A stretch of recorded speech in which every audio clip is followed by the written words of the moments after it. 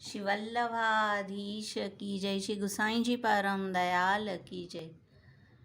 શ્રી ગુસાઈજીનું નામરત્નાખ્ય સ્તોત્રનું 86મું નામ સર્વસહ સર્વ સહાય નમઃ।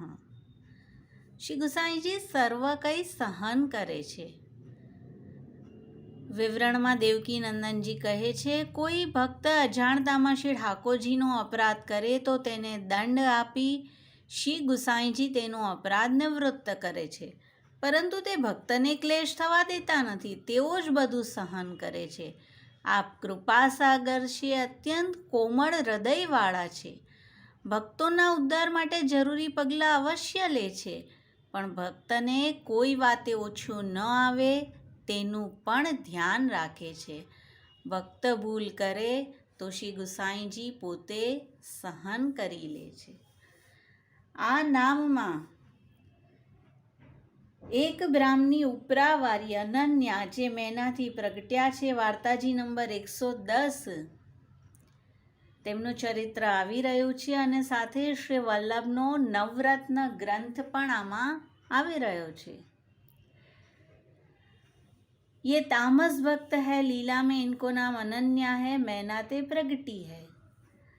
सो आ ब्राह्मणी ने श्री गुसाई जी ब्राह्मणी को श्री गुसाई जी ने अडेल में नाम सुनायो, कृपा करी ब्रह्म संबंध करायो, पाछे बिनती करी, महाराज मेरे दिन कटत नहीं, कछु टहल दीजिए। तब श्री गुसाई जी आपको श्री नवनीत प्रिय जी की रसोई में परचार्गीकरण की कही।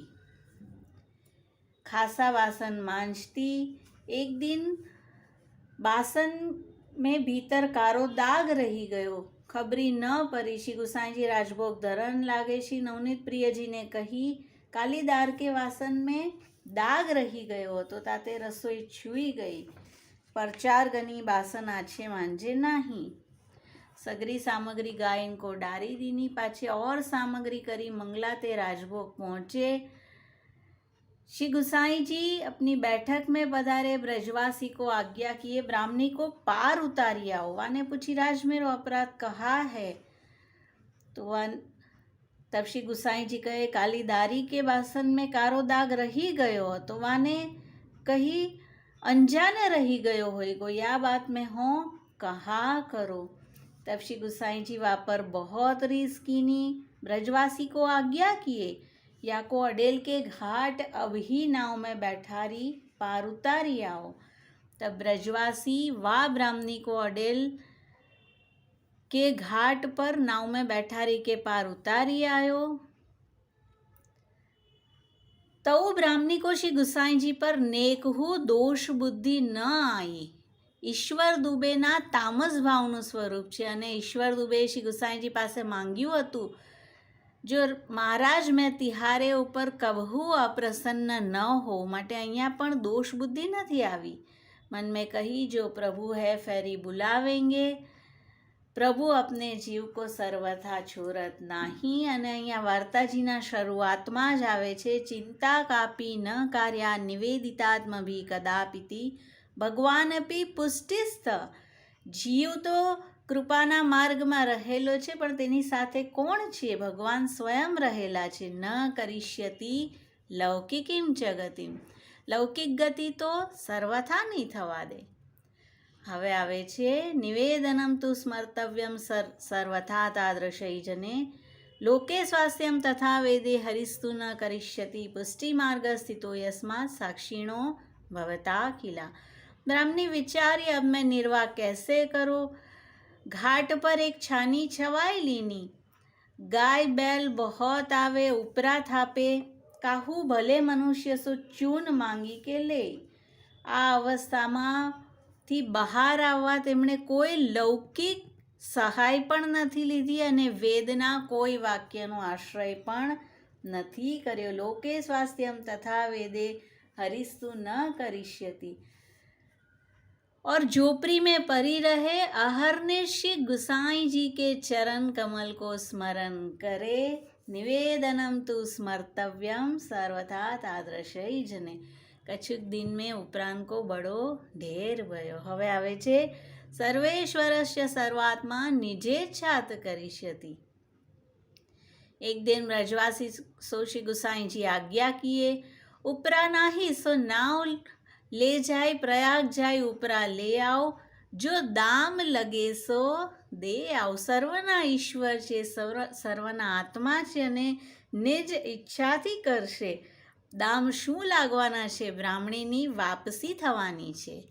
હવે આવે છે સર્વેશામ પ્રભુ સંબંધો ન પ્રતિ એકમ તે સ્થિતિ અતોન્યો વિનિયોગેપી ચિંતા કા સ્વસ્ય સોપી ચેત.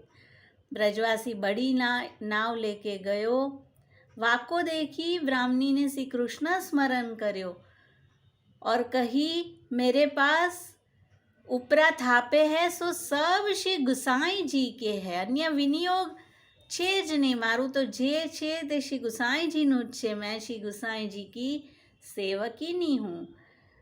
નાવ ઉપરાંત સો ભરે 5-7 મનુષ્ય संग लगाए ब्रजवासी उपरा ढोवन लाग्यो. श्री गुसाई जी पूछे, अब की बेर उपरा बहुत आछे है और बहुत बेगी लायो, उपरा कहाँ मिले? आछा केम न होय? सतत आपનું ચિંતન કરતા બ્રાહ્મણીએ કર્યા છે. હવે આવે છે અજ્ઞાનાદ થવા જ્ઞાનાદ કૃતમ આત્મનિવેદનમ યય કૃષ્ણ સાત્કૃત પ્રાણે તેષામ કા परिदेवना.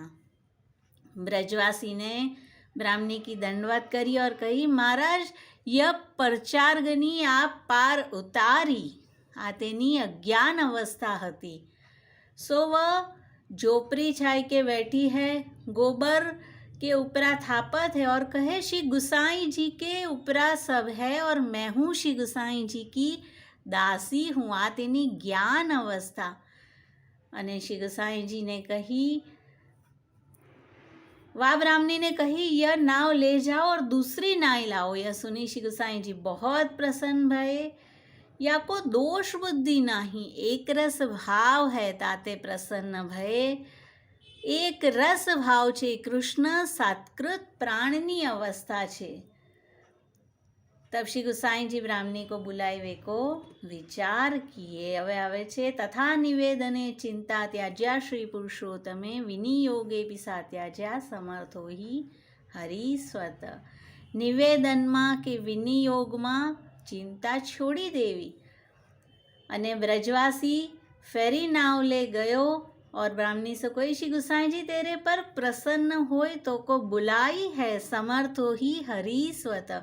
ब्राह्मणी बहुत प्रसन्न भई और वह पार आई. श्री गुसाई जी नाइवे को पधारे अत्य अत्यंत आतुर हुई जल घरा में आई, दंडवत करी.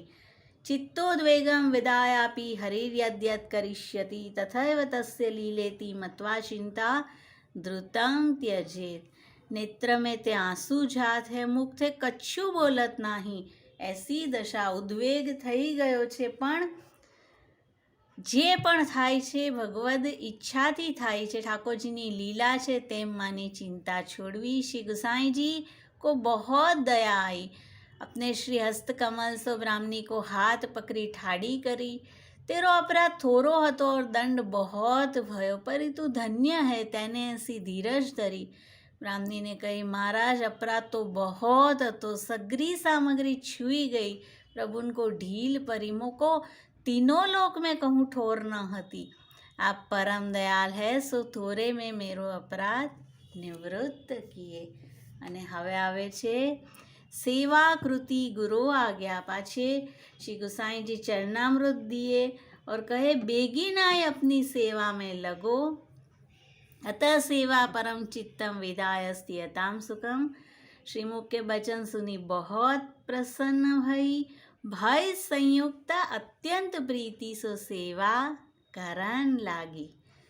હવે આવી રહ્યું છે તસ્માત સર્વાત્મના નિત્યમ શ્રી કૃષ્ણ શરણમ મમ. कच्छुक दिन में नवनीत प्रिय जी सानुभावता जनावन लागी. एक दिन सैन भूग के दूध में बूरा थोरो पर्यो હતો. श्री नवनीत प्रिय जी वाको जताए अर्धरात्रि समय श्री गुसाई जी के पास जाए विनती करी, महाराज आज सैन भोग के दूध में बूरा थोरो હતો. શરણનો ભાવ છે. શ્રી કૃષ્ણ શરણમ મમ માટે શ્રી ગુસાઈજી પાસે જઈને વિનંતી કરી છે. ભંડારીને સીધું નથી કીધું. અને શ્રી ગુસાઈજી વા ભંડારી સો ખીજે કે આજ પાછે કछु घटती मती करियो। सो या प्रकार ब्राह्मणी के पर श्री नवनीत प्रिय जी बहुत प्रसन्न रहते। सो वह ब्राह्मणी श्री गोसाई जी की ऐसी परम कृपा पात्र भगवती इनकी वार्ता कहाँ ताय कहिए। श्री वल्लभाधीश की जय, श्री गोसाई जी परम दयाल की जय।